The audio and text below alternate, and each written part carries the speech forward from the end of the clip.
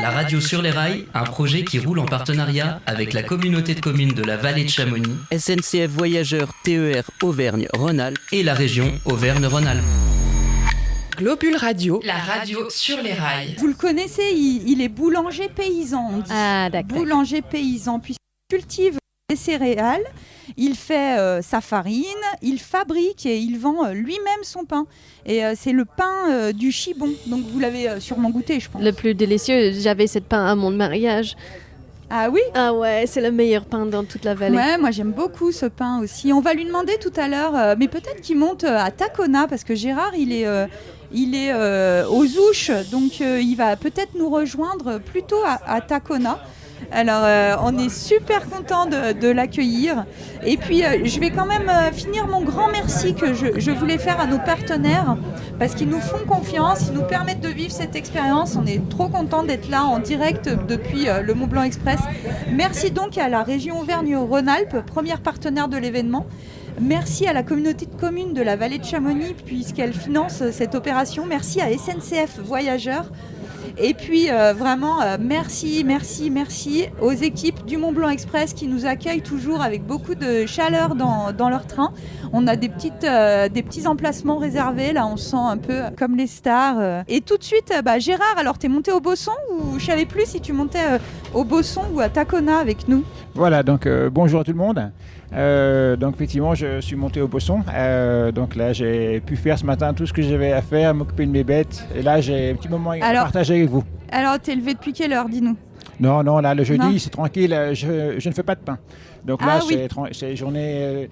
Alors là, on a pas mal de choses à faire parce qu'on est en train de préparer la bataille pour dimanche. Et voilà, puis, on va parler de tout ça, mais de ton pain, on en parlait avec Kirstine parce qu'on disait qu'on l'adorait, puisque tu cultives tes céréales, tu fais ta farine, tu fabriques et tu vends toi-même ton pain, mais... Donc le pain du Chibon. Ça fait combien d'années que tu fais ça déjà Ça fait 10 ans. J'ai commencé août 2013 précisément, donc ça fait pile 10 ans. D'accord. Et on le trouve où ce pain? Tu peux rappeler à nos auditeurs ça m'étonnerait que certains de nos auditeurs n'aient jamais goûté le pain du Chibon, mais peut-être tu peux leur rappeler où ils peuvent acheter ton pain. Alors, donc je vends mon pain 4 jours par semaine, à chaque fois en après-midi. Le mardi, je suis sur le parking Carrefour à Chamonix de 16h30 à 19h. Le mercredi, nous organisons un marché de producteurs à la ferme aux Ouches, donc au 427 route du Pont, de 15h à 19h. Le vendredi, je suis à Servos, donc demain, de 16h30 à 19h à côté de l'église. Et le samedi, je vends mon pain sur le parking Gamme Vert à Salanches, même horaire, 16h30, 19h. Ok, bon, voilà, vous le savez maintenant. Donc j'ai invité Gérard aussi parce que dans le train, donc dans le Mont Blanc Express, parce qu'il est aussi éleveur de vaches, donc des vaches d'Érins. C'est la race de vaches de montagne par excellence. Elle est principalement élevée dans la chaîne des Alpes, entre la Suisse, l'Italie et la France. C'est une race de petite taille, il paraît, 1m20 au garrot à peu près. Oui, alors en gabarit, ce ne sont pas des vaches très grandes, c'est vraiment une vache adaptée à la montagne, donc de très bons sabots noirs, de corpulence assez forte, puissante et qui ont très bons pieds. On peut les faire marcher en montagne sans problème, elles sont très adaptées à ce milieu alpin. D'accord, donc toi tu en as combien de vaches d'Érins? Entre 15 et 20, en comptant les veaux et l'ensemble des bêtes. Donc, okay. Et j'ai vu une petite photo trop mignonne sur ton Facebook. T'as eu une naissance là récemment? Oui, c'est une petite génisse. Mon fils a choisi de l'appeler Ultra. Donc c'est la fille à nacre. Alors la plupart de mes souches de vaches viennent de chez Patrick Ancet. Quand j'ai voulu commencer des bêtes, je connaissais un petit peu les uns les autres et puis ils m'ont dit va voir Patrick, il a des bêtes à acheter. Donc Patrick de Valorcine. Exactement, qui est guide et qui s'est passionné également pour l'élevage des érins. Et donc je lui ai acheté chez lui mes premières bêtes. Et donc Nacre, la mère de petits veaux, vient de chez lui, c'était la fille à Crapule. Crapule, alors Crapule, c'est qui Crapule? Crapule, c'est la grand-mère, c'était une vache qu'il est allé acheter en Suisse. C'est une toute première vache qu'il a achetée, une très très bonne souche qui vient de Suisse, il a déjà payé quelques sous à l'époque. Et Patrick, avec un peu de fierté, me disait, c'est une vache, elle m'a à chaque fois ramené une sonnette. Pas forcément reine, mais toujours ramené une sonnette au match auquel il est présenté. D'accord. Et donc ce combat de reine, donc c'est un moment important, j'imagine, pour vous éleveurs. Pour nous, voilà, en plaisantant, je discutais avec mes clients hier, ils me demandaient alors t'es parti en vacances. Et je lui disais en présentant en fait que mes vacances à moi, c'est dimanche. Voilà, c'est un jour de fête pour nous, vraiment. C'est un jour de partage, de se retrouver. On est content de se retrouver. On plaisante, on rigole, on casse la croûte ensemble. Après, il y a un petit peu de concurrence en plaisantant, parce que du coup, on sait la valeur de nos bêtes, on voit comment elles ont poussé, on porte un peu d'espoir, on dit je pense que cette année elle va bien lutter. Après le jour J, ce sont les vaches qui décident. Mais oui, pour nous c'est un jour de fête. Ouais, parce que des fois elles n'ont pas envie. Hein. Il faut que ce soit leur jour, voilà. Donc ça commence déjà à la sélection des bêtes. On sélectionne les souches qui nous plaisent en conformation, en combativité. On essaie de faire des croisements adaptés via les taureaux. On espère forcément une femelle au vélage. Et puis après, on l'élève et on suit son parcours depuis qu'elle est petite. Elle commence à lutter à partir de 15 jours, 3 semaines à l'étable. Et puis après, quand elle sort au pré. Ah, dès 15 jours, 3 semaines de vie ?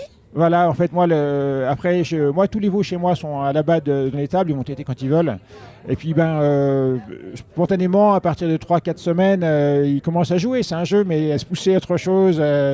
Et puis après, au bout de 2-3 mois, il y a une hiérarchie qui est installée dessus à l'étable. Avant de sortir au pré, il y a une hiérarchie installée entre les veaux. Et puis, en fait, ça nous permet de suivre le comportement des veaux au pré, la première année, la deuxième année.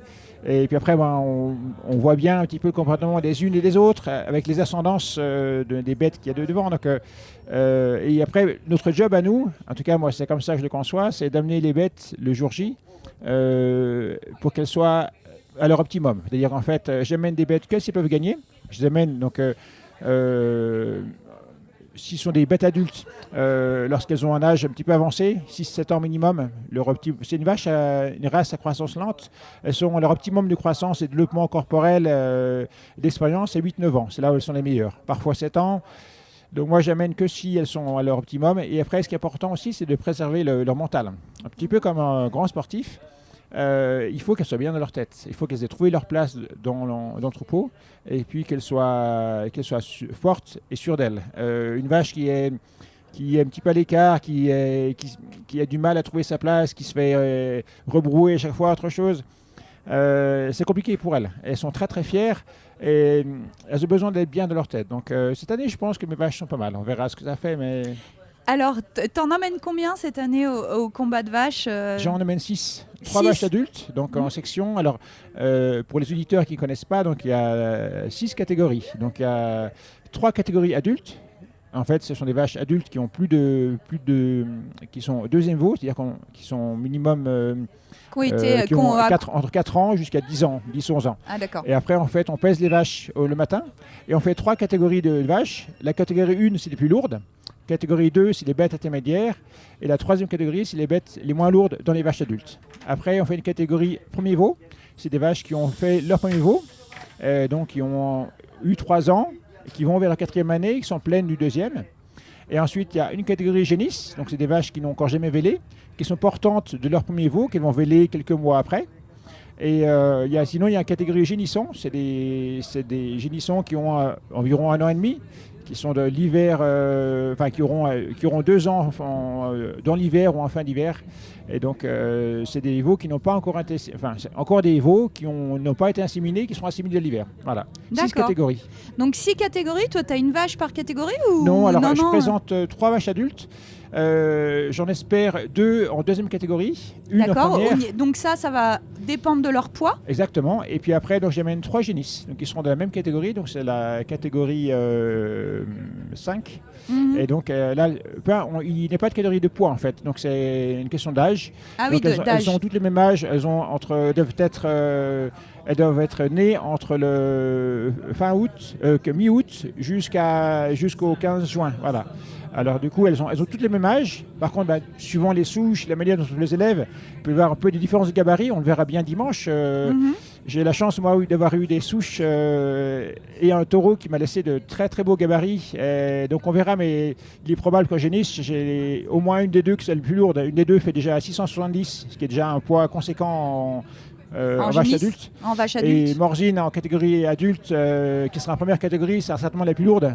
Elle va faire 800 kg, là. D'accord.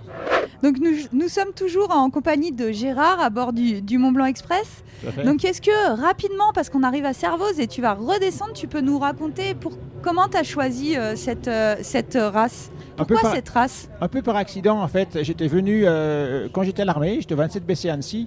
Et lors d'une permission, je suis venu à Chamonix et il y avait les batailles des rennes à Argentière. Et j'ai découvert cette race-là un petit peu par accident, alors que nous, mes parents faisaient du lait, on ne connaissait pas du tout. Et puis, j'ai eu l'occasion d'aller 2 fois à la bataille régionale, à la grande finale régionale en Aoste. Et cette ambiance, ça m'a beaucoup plu. Et je vais garder ça de la tête. C'est sympa, ce serait sympa d'en élever un jour. Et puis quand j'ai eu l'opportunité de racheter la ferme de Pascal Payot aux Ouches, ça s'imposait presque naturellement en fait. Dans mon projet, donc, c'était de faire du pain et de vivre de mon activité pain. Et puis comme j'avais une table à côté, tout de suite j'ai décidé d'y mettre des noirs. Et donc c'est là où le premier hiver, quand je me suis installé en 2013, j'avais pas de bêtes. Donc en fait c'est Marc Ouvry-Buffet qui est de Servoz, qui est l'un des 2 organisateurs de la bataille de dimanche, qui n'avait pas d'étable pour ses brebis. Et je lui ai hiverné ses brebis. Et puis après du coup j'ai cherché des bêtes à acheter. Il fait va voir Patrick Conseil, je crois qu'il a des bêtes à acheter. Et c'est comme ça que j'ai acheté mes premières bêtes chez Patrick. Puis après, il m'en a mis en pension. J'ai gardé les veaux pour la pension et c'est des femelles. Et puis voilà. Puis en fait, et après le problème, c'est que quand on a commencé à élever des bêtes des airains, on a du mal à revenir sur une autre race. Ouais, j'avais un éleveur des Ouches, Monsieur Choupin, qui m'avait dit une fois qu'il avait la même relation avec ses vaches qu'avec ses chiens, que c'est vraiment une race, la race des Reims, qui est une race attachante, hyper fidèle, qui te reconnaît, quoi. Ah, c'est vrai que c'est ce qui est exceptionnel. Autant elles sont dures entre elles, mais autant elles sont proches de nous. Elles nous suivent, elles reconnaissent la voix, elles reconnaissent la voiture. Moi, je suis tout seul à les élever, les déplacer. Je les appelle, elles me suivent comme un chien. C'est sans propre. Non, il y a vraiment une relation très, très particulière avec ces bêtes. Et on dit qu'elles sont très reconnaissantes. Et c'est vrai que on s'investit beaucoup pour cette race aussi par rapport à ce qu'on partage avec ces bêtes, vraiment. Et en tout cas, on arrive à Servoz, donc toi tu vas redescendre pour rejoindre les Ouches et la route du Pont. C'est ça. Et je te remercie beaucoup d'être venu dans le train avec nous. Et puis surtout, bonne chance à Morzine, à Ligurie, à Joras, à Renette, à Raclette et à Shine qui participent au combat des rennes ce dimanche 24 septembre. Merci Gérard. Merci à vous et puis on vous attend tous avec grand plaisir ce dimanche pour participer à cette fête. Allez, rendez-vous est pris. À bientôt, au revoir.